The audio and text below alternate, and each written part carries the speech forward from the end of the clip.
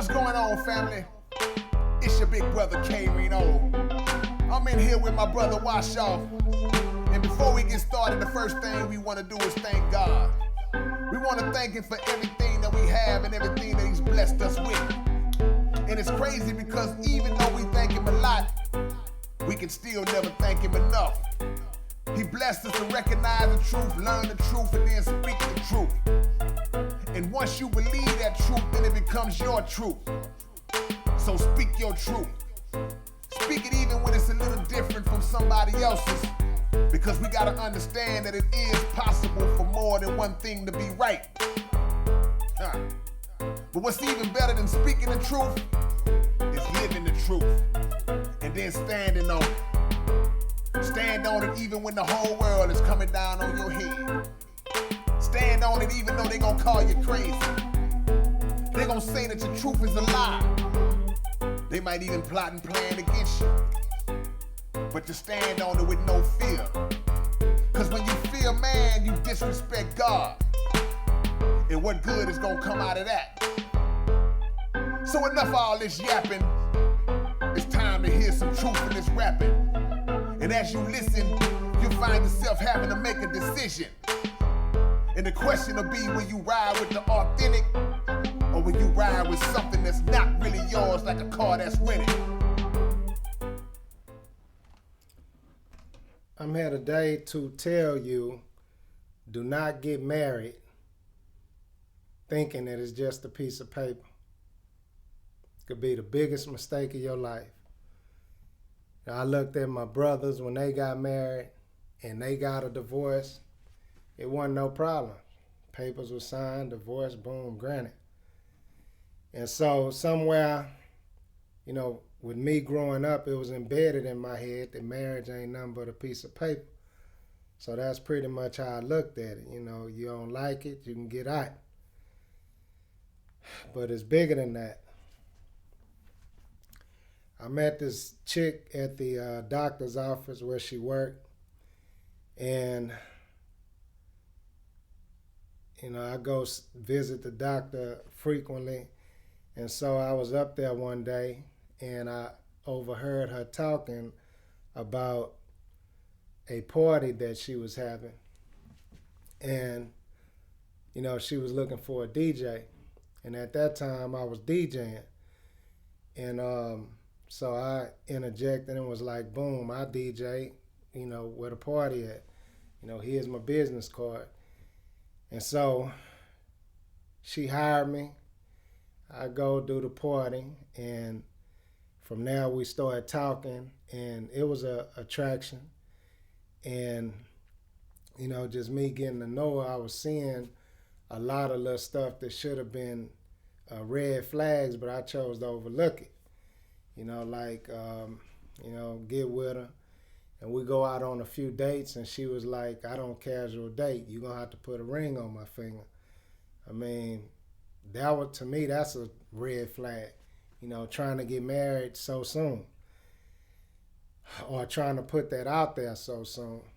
And, she invited me to go to church with her a few times, and I went. I met up with her at her house, and I went to church with her, but before we went to church, I seen her in the kitchen drinking alcohol. That was another red flag. So I chose to overlook that and a few other things. And when I should have paid attention to it and took off running, I chose to stay there. But I should have took off running, but I chose to stay there. And so over time, we developed a relationship, and like I say, I was attracted to her, so it was, that's what it was. But come to find out, after, we had our little sexual experience, the sex one, it wasn't even all that, it was bullshit. To be real about it, person, look good physically, you physically attracted to them, that don't mean that, the sex gonna be good. So just to put that out there, that shit wasn't no good. And she probably said the same about me because I wasn't into the shit. You know, I couldn't get into it with her. It just wasn't no good. But anyway, so yeah, talk about marriage. And she proposed to me, convinced me to marry her. And in my mind, marriage ain't nothing but a piece of paper. So she was like, yeah, we could fly to Vegas. And, you know, she painted this picture of how beautiful or how good the wedding can be. It could be fun, exciting, all this here old stuff. And so I, you know, fed into it. And, you know, we flew to Vegas probably like 6 months in. We flew to Vegas, get married, and, you know, everything was cool. And we come back home, and I started seeing more shit, you know, small shit. There was red flags that I didn't pay, you know, that I chose to look over. You know, like I caught her in the shower with her 8-year-old son. And, you know, I heard her, you know, telling him how much she loved him and all this shit. You know, like to me, that's some sick shit. You know, talking about I love you and, you know, how much she loved him in the shower and all this here old shit. So, you know, I was like, man, what's going on?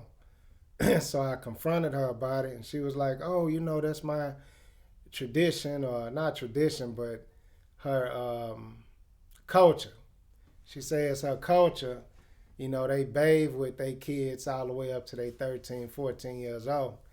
And me, I didn't do no research on that. I know nothing about Africans. All I know is what she is showing me. And so she was like, yeah, I bathed with my other son up till he was 13 years old. And I say, man, that ain't no good. They looking at your body. That's some sick shit. You know what I'm saying? And so she was like, oh, well, I won't do it no more. So I go to her mama and I ask her, mama, you know, do y'all do this here? You know, what's up with that? And her mama looked at me and was like, didn't believe it. She was like, she didn't do that. You know, I was like, yeah. You know, and then she going around talking about, I overheard her telling one of her kids to come and suck on her breast. I mean, this is after I get married. And so it's conflict early on. And I'm already saying, man, I done fucked up. I shouldn't even got married. I done messed up. I need to try to get out of this. And so all that's going on. Then she hit me with some citizenship stuff. You know, I don't have my citizenship. Can you help me get my papers? I'm like, papers? What is that? I don't understand. I don't know what the hell that is. So she like, you know, can you help me get my papers? And I'm like, yeah, I'll help you. Not knowing really what it was, but, you know, I later on down the line, I found out what it was. You know, she was over here illegal. And so she married me to get her citizenship. So that pretty much was foreshadowed. You know, in the beginning, how she was saying, you know, you got to put a ring on this finger. I don't casual date. All that shit, you know, was leading up to, you know, her, you know, getting the citizenship or whatever it was. And so we did the paperwork, but it didn't go through because by that time I had filed for a divorce. I overheard on the phone saying that once she got a citizenship, she was going to leave me. And, you know, when I heard that, along with all the other shit that was going on, I left her alone. And I mean, I completely left her alone. She moved out, and I filed for a divorce, and, you know, that was that. But she had me fooled with, you know, this God business because, you know, she was going to church and, you know, she was so into the family and all this, you know, stuff was going on with it. And I just really was, you know, fell for it. I fell for it. You know, she had me intrigued for a minute. You know, I fell for it. So Then me looking at her, in the shower with her son, I started to see, stuff, stuff with her and kids that my eyes opened up and I started seeing how she was interacting with kids. And I said to myself, this lady have a propensity for child abuse. I seen this here. We talked, and I talked about my childhood and how it was when I was growing up and the type of things that I went through. And she told me some of the things that she went through. And some of the things that she went through was, she was a kid, maybe like 8, 9, 10 years old, 11, 12, 13. And her sister, older sister, used to display her to older men. And her older sister used to make her, be with these older men. So I seen that. And she said it started at about 8, 9 years old, all the way up till maybe 15, 16. And that's when she was able to come over here. And she entered the country illegal and just a bunch of shit. And so she over here and I'm just seeing all kind of stuff with her with kids and her doing this and her doing that. And I'm like, man, this lady here is a pedophile. This is how I'm looking at it. I say, man, this lady here is a pedophile. And I couldn't ever catch her in the act. I always seen like small stuff that she would do, but I couldn't ever connect it. But yeah, that's and then she like I say, she would take showers with her son and at times I heard her telling him to put her breast in his mouth. I heard this shit. So I filed for a divorce. And filing for a divorce, I mean, it was 2014, I filed for a divorce. And that, she drugged that out all the way up till 2016. She didn't want to get the divorce. She was telling me that I need to help her with her citizenship, kind of like threatening.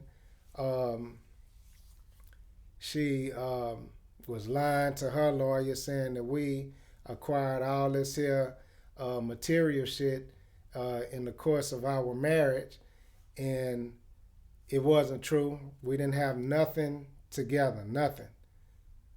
When I say nothing, we ain't had nothing together. What I came in with in the marriage is what I had, and what she came in with is what she had, and that's it. We didn't achieve anything together, nothing.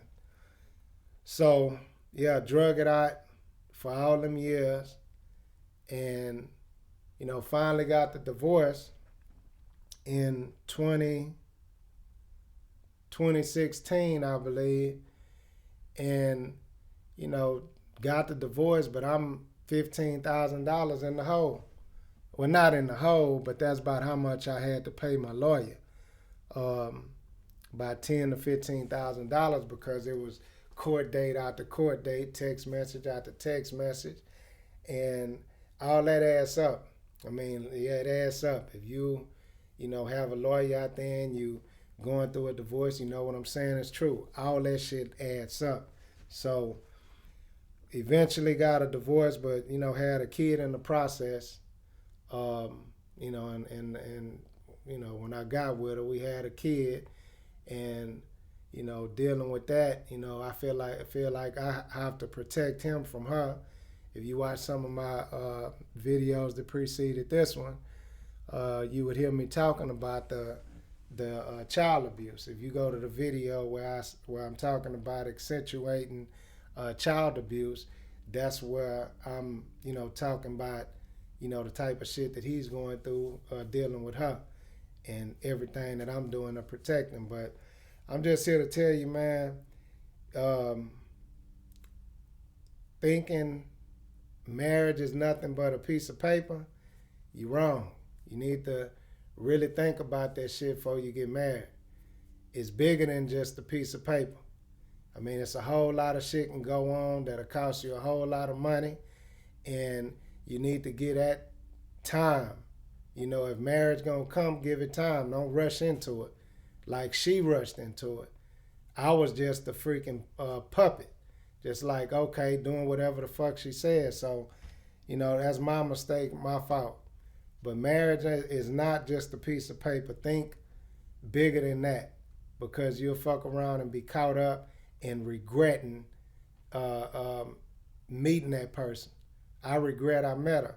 Only good thing came out of that is my son, you know, and then now he's suffering for my sins, for me marrying her, you know what I'm saying? But I'm taking care of him and I'm doing the best that I can. But marriage is not just a piece of paper.